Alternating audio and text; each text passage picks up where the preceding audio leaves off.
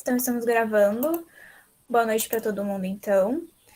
E a gente vai falar hoje, então, sobre a análise sintática das frases na questão interna, né? A gente vai falar tanto da questão interna quanto da questão externa. A questão externa é um pouco mais abrangente, né? A gente vai ver isso semana que vem, talvez na próxima também, porque ela é um pouco maior o conteúdo.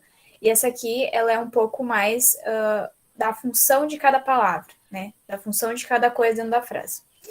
Então, ela é um pouquinho complicada porque ela é bastante coisa, bastante informação, mas eu acredito que vocês vão pegar tranquilamente porque a gente já tem uma boa base, né, da morfologia, né, que a gente tem visto as aulas sobre adjetivo, advérbio, enfim, sobre várias coisas, então é um complemento, né? Essa aula de análise sintática, ela vem logo depois disso, porque a gente já sabe essas noções e daí agora a gente vai olhar para um todo, né? Para a parte da sintaxe da frase, certo?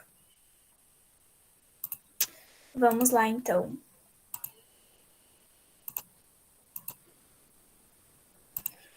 E o que é, então, né, essa análise sintática aí?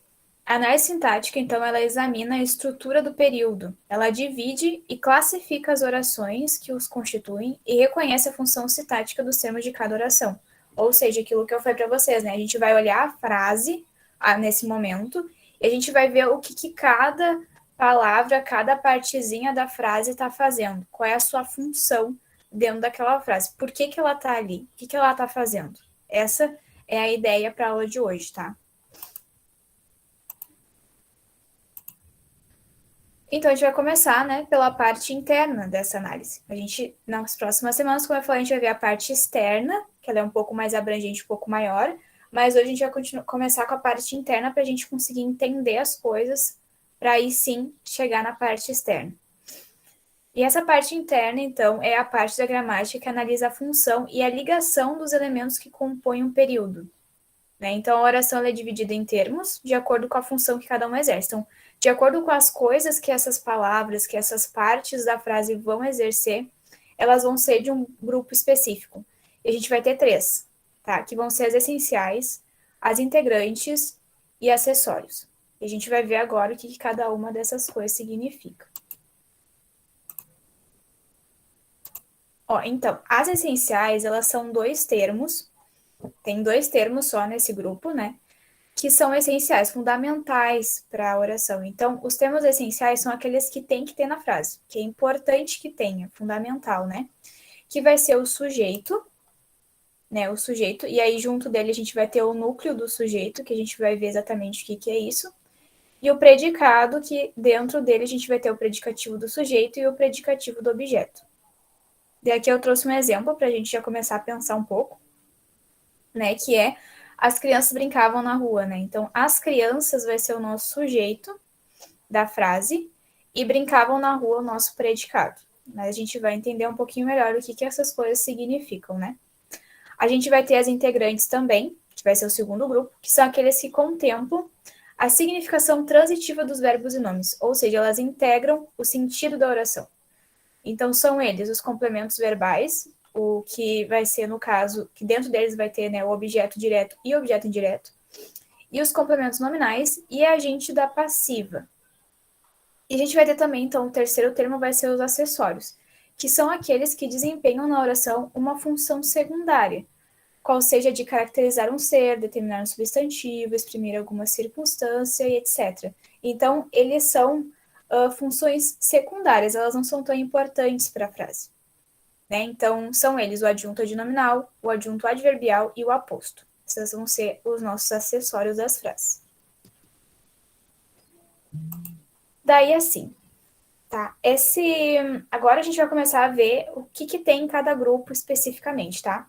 A gente vai começar com os termos essenciais, né? Que são aqueles fundamentais para a formação da frase. E o que acontece aqui, tá? Essa imagem que eu tô mostrando para vocês, né? Que é de né, assim, um esqueminha, né? Eu peguei de um site, que depois no final vai estar o link desse site para vocês quiserem dar uma olhada. Não foi eu que fiz, né? Peguei de um site que eu achei bem interessante, achei assim que o esquema ficou muito legal para vocês entenderem, né? E memorizar melhor o que cada coisa significa e como é que essas coisas se relacionam, né? Só que tem algumas coisas que eu acabei mudando, tipo, esse implícito aqui, porque estava meio errado. Então, algumas coisas que não estavam tão boas, eu acabei dando uma modificada, tá? Achei algumas coisas que estavam meio... não fazia muito sentido. Mas, só pra vocês saberem, né, que eu peguei isso de um site, né, enfim, vai estar no final, no última imagem que eu vou mostrar desse site que eu peguei, vai estar o linkzinho embaixo para vocês acessarem, caso queiram, tá? Então, a gente vai começar com os termos essenciais. E o que tem nos termos essenciais? É o sujeito e o predicado. Aqui, como o sujeito e o predicado, eles são bem abrangentes, não coube tudo numa imagem só. Então, a primeira imagem vai falar somente do sujeito, tá? Então, vamos lá. O sujeito, númerozinho 1, é aquele ou aquilo de quem se fala alguma coisa. Ou seja, na frase é aquele que faz a ação, né? Mas quando a gente fala a frase, é aquele de quem a gente está falando, ou que se fala daquela pessoa, enfim. Mas é basicamente, o sujeito é basicamente a pessoa que faz a ação na frase, né? E aí, esse sujeito, ele pode ter várias classificações, tá? Aqui a gente vai ter 5, mas existe mais uma classificação que não tá aqui e que eu não coloquei porque ela não vai ser tão importante pra gente nesse momento. Mas existe uma outra classificação, que é a oração sem sujeito. Acho que você deve ter ouvido falar na escola, oração sem sujeito, que é aquela sobre fenômeno da natureza e tal, que não tem sujeito naquela frase. Só que agora a gente vai tratar mais de frases com sujeito, né? Por conta da análise também externa, que vai ser necessário mais isso. Então, por isso que eu acabei não adicionando, até porque o moço não colocou, eu acabei não adicionando também. Mas enfim, só vocês saberem que existe outra, né? Mas a gente não vai trabalhar tanto com ela. Mas a gente vai ter o sujeito determinado, que é quando é identificado na frase o sujeito, né? Que nem ali, o aluno João é o melhor da classe. Então, eu consigo determinar o sujeito na frase, tá? A gente vai ter também o indeterminado, que é quando não é possível identificar, né? Ou seja, estão chamando aí a porta. A gente pode se perguntar quem é que está chamando. A gente não sabe quem é que está chamando. Fica uma coisa muito... a gente não consegue nem deduzir quem é que está chamando. Né? Então, é bem indeterminado mesmo. Não é possível identificar. O simples é quando tem apenas um núcleo. Ou seja, João. Aqui só tem um núcleo João. João é o melhor da classe. Então, é só um sujeito. O composto já é 2 núcleos, ou seja, 2 sujeitos. Então, a gente tem aqui João e Maria, né? São 2 sujeitos. E o oculto, ele também pode ser chamado de elíptico ou desinencial. Mas vamos chamar de oculto, que eu prefiro pelo menos essa nomenclatura. Acho mais fácil até de lembrar, né? Que é quando não está expresso na oração quem é o sujeito, mas está implícito ali. A gente consegue entender, identificar quem é o sujeito, mesmo que não tenha na frase. Por exemplo, chegamos cedo ao baile. Pela conjugação do verbo, a gente consegue identificar que o sujeito seria nós. Nós chegamos cedo ao baile, por conta do verbo. Então, por isso que é um sujeito oculto. É diferente do indeterminado, porque o indeterminado eu não consigo identificar implicitamente qual é. Eu não consigo. Eu fico na dúvida, quem será que é? Agora, o oculto eu consigo. Eu consigo identificar por conta do verbo, por conta da concordância da frase.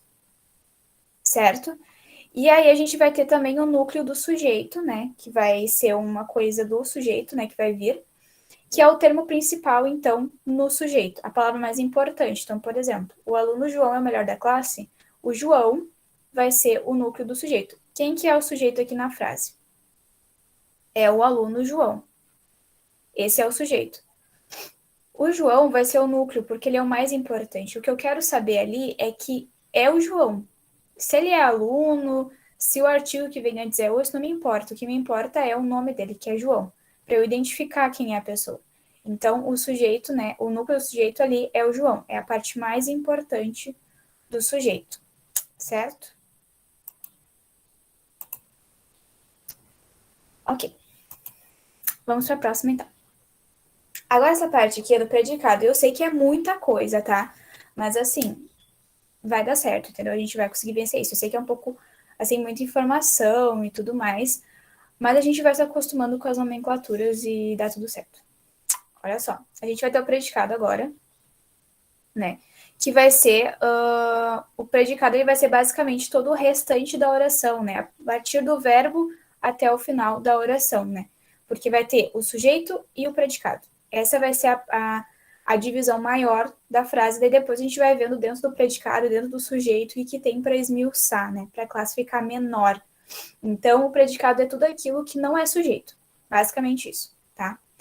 Então, a gente vai ter o predicado verbal, que é quando o seu núcleo ele é obrigatoriamente um verbo de ação. Tá? Então, dentro lá do predicado vai ter o verbo, e esse verbo vai ser um verbo de ação, tá? Não vai ser um verbo de estado, vai ser um verbo de ação. Então, aqui, ó, o atleta correu muito. Correu é uma ação. Então, aqui vai ser um predicado verbal. Só que dentro do predicado verbal, a gente vai ter 3 classificações possíveis, tá? Que é o predicado verbal intransitivo, que é quando não precisa de complemento. Ou seja, tu fala a frase, o sujeito e o verbo, e ela tem o sentido completo. Tu não precisa dar maiores informações. Como, por exemplo, Maria saiu. Se tu falar essa frase, as pessoas vão entender, tipo, Maria foi embora, Maria saiu da sala, enfim, né? Mas talvez elas te perguntem depois, né? Tipo, pra onde é que a Maria foi? Quando é que ela saiu? Enfim, eles vão te fazer perguntas. Mas o só Maria saiu já dá o sentido completo da frase. Não precisa botar nenhum complemento necessariamente. Se tu quiser, tu pode botar. Mas não é obrigatório para que a frase faça sentido. Certo? Então é que nem, João dormiu. O João dormiu. Eu não preciso falar onde que ele dormiu, quando que ele dormiu, só se alguém perguntar. Mas a minha frase, para fazer sentido, eu só preciso falar que ele dormiu. Porque dormiu é um verbo intransitivo, que não precisa de complemento. Tá? Mas também pode ser um predicado verbal transitivo, que precisa de complemento. E aí a gente vai ter aqui, ó, João cantou músicas clássicas. Então, claro, se eu tô numa conversa, no meio de uma conversa, e eu acabo falando, João cantou. Talvez as pessoas entendam, porque dependendo do contexto, as pessoas vão entender, né? A gente estava falando sobre canto ou uma música específica, e daí eu falo, o João cantou, né? Enfim, talvez faça sentido. Mas agora chegar numa rodinha e tu jogar para todo mundo, o João cantou, todo mundo vai ficar te olhando com uma cara de tipo, como assim? O que ele cantou? Por que isso é relevante? Então, tu precisa colocar um complemento para que faça sentido isso que tu está falando. Então, os transitivos precisam de complemento. E também ainda pode ser, então, um predicado verbal de ligação, tá? Que eles não indicam ação, que nem o verbal, no caso, mas uma forma de estar, certo? Então, aqui, ó. Maria é feliz. Isso aqui é uma forma de estado.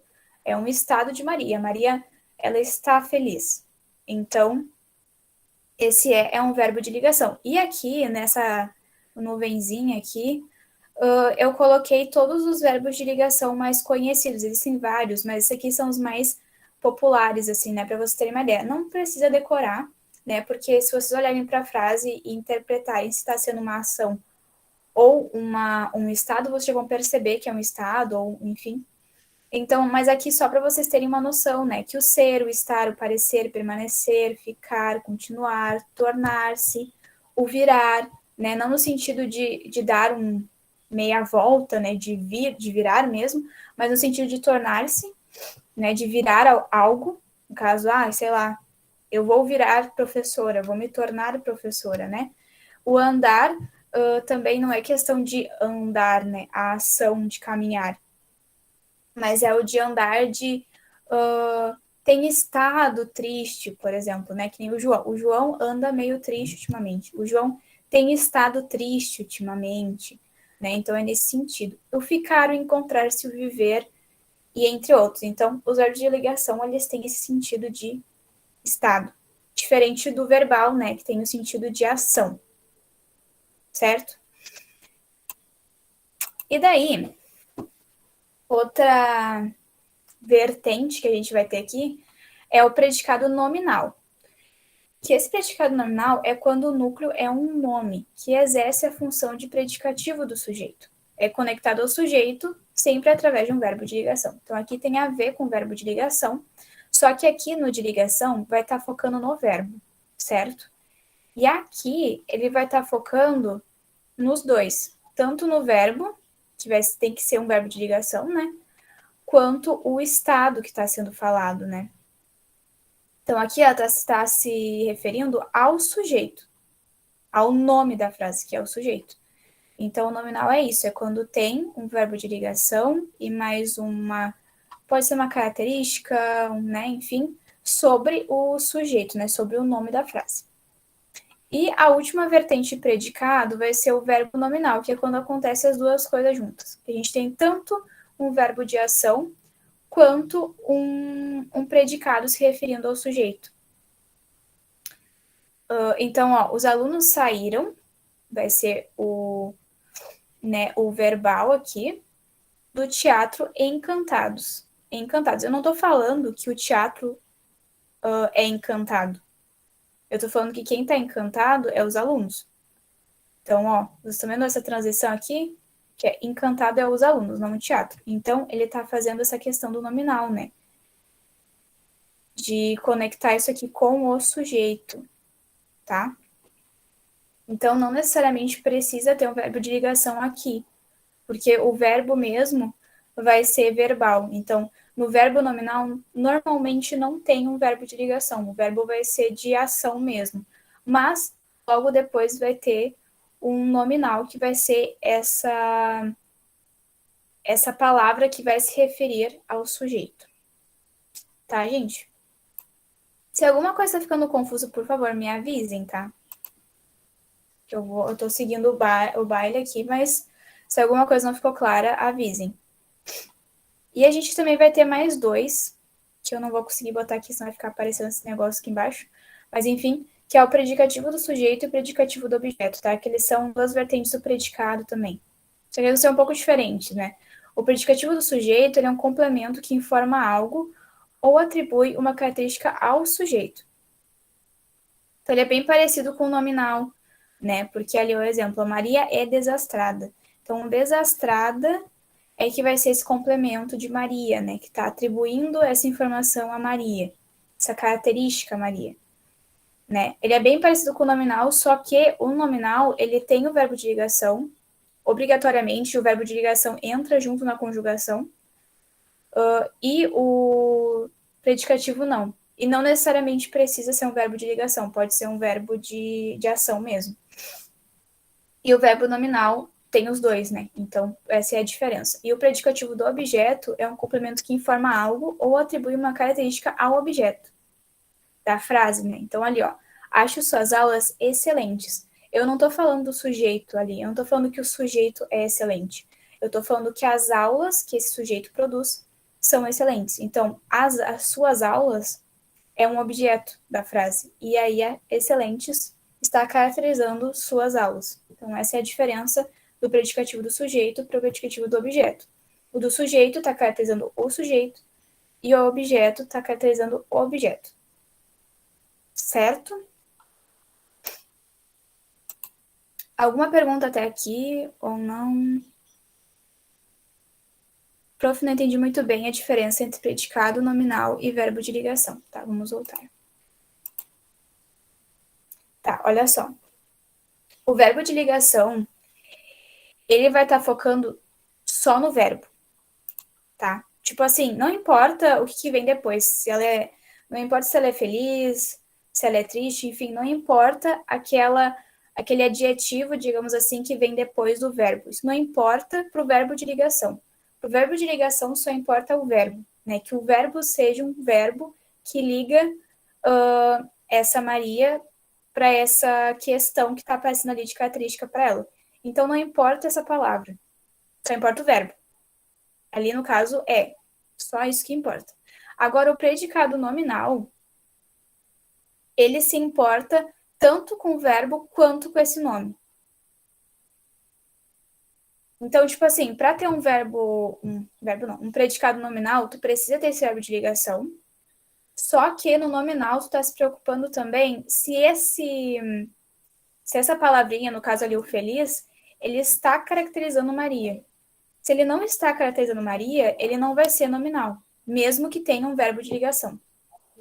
Eu não consigo pensar agora numa frase para te falar, mas tipo assim, pode existir, no caso, uma frase em que tu usa um verbo de ligação, só que aquela palavra ali, feliz, poderia estar caracterizando outra coisa, não o sujeito. E daí não seria nominal. Não sei se ficou claro ou se ficou mais confuso ainda.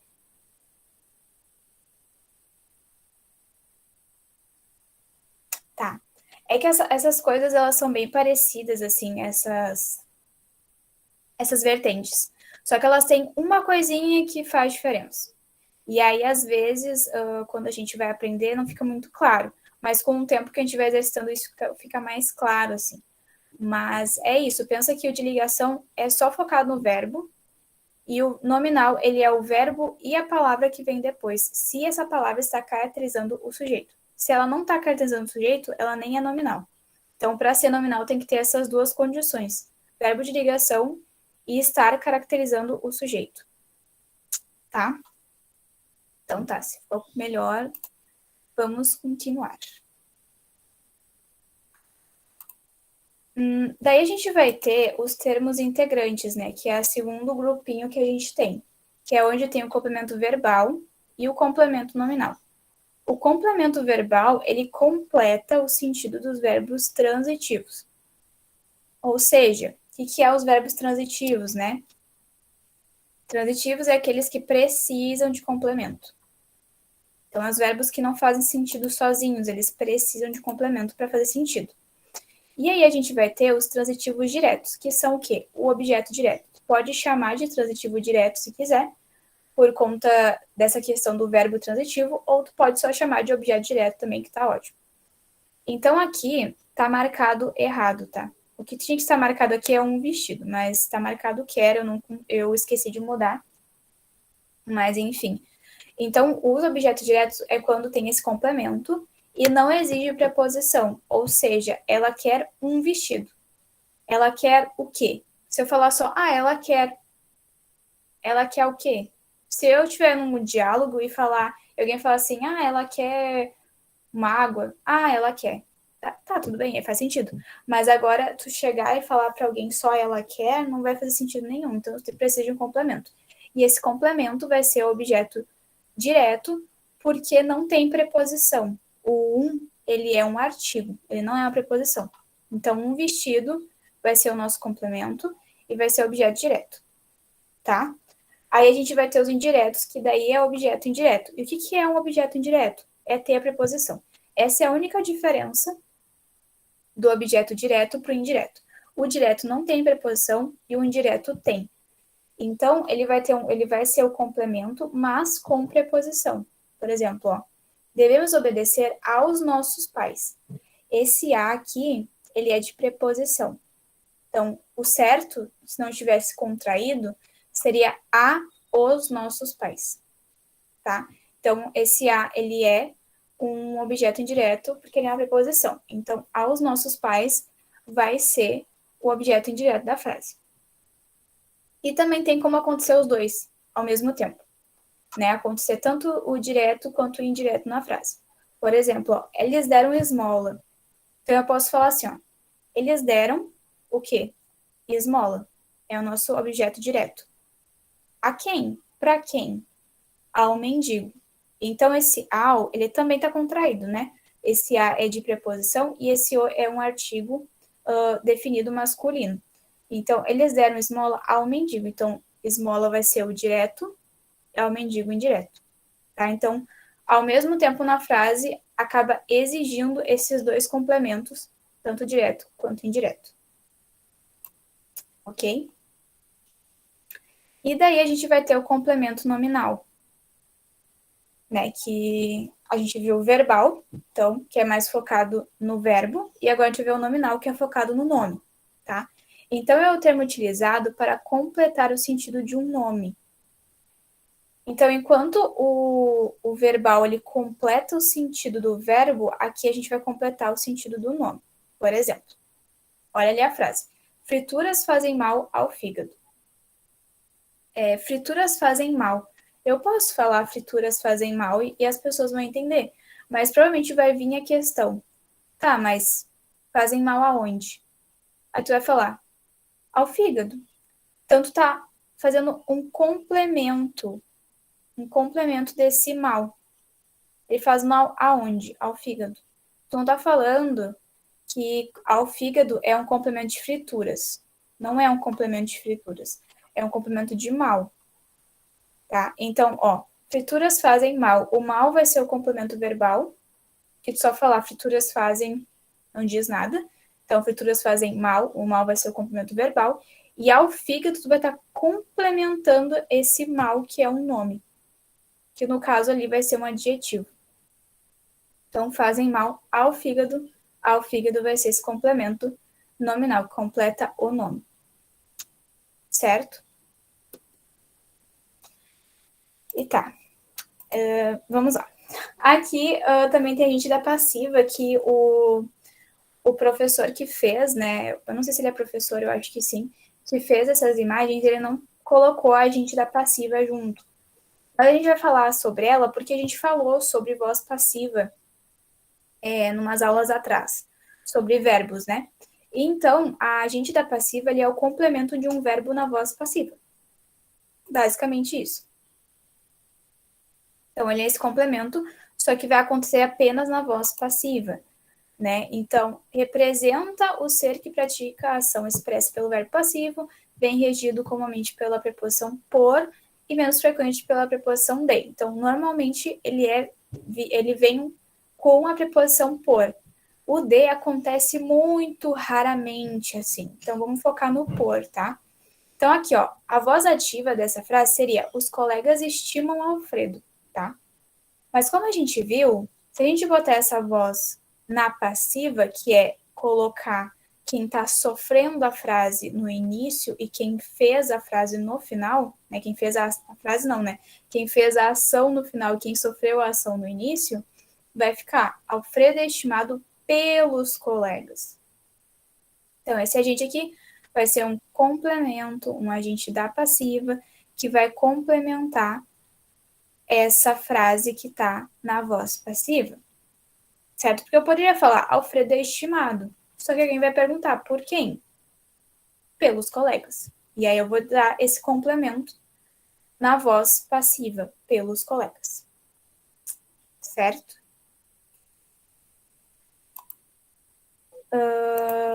Tá. Vamos voltar aqui. Eu acho que vai dar tempo. Mas assim, gente, se ficar muito, muito confuso, a gente pode rever essas coisas semana que vem, tá? Antes de entrar no próximo conteúdo, não tem maiores problemas. Mas assim, qual que vai ser o próximo? Então, é o último termo, né? Vai ser os termos acessórios, que são aqueles secundários, que não são muito importantes para a frase, mas que muitas vezes se é necessário tê-los, né? Então, a gente vai ter o adjunto adnominal, que ele caracteriza um substantivo agente da ação, usando adjetivos, artigos numerais, pronomes ou locuções adjetivas. Ou seja, sempre quando vocês forem ver essas palavras, vocês vão ver que algumas têm nominal, que é de nome, e outras que é verbial, de verbo. Então, pensem nisso, tá? Nominal é relacionado ao nome.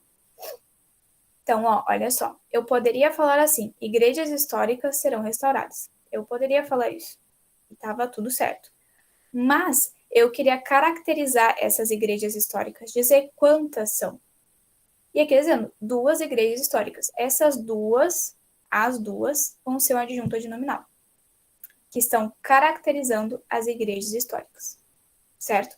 Poderia ser uma igreja, poderia ser 3, 4, 5, mas aqui é 2. Tá? Então, ela está caracterizando essas igrejas. O adjunto adverbial é do verbo. Então, se refere a um verbo ou a um advérbio e indica uma circunstância. Então, Maria chegou cedo. O cedo vai ser esse adjunto adverbial, porque ele está caracterizando quando que Maria chegou. Ele está caracterizando o verbo aqui neste caso.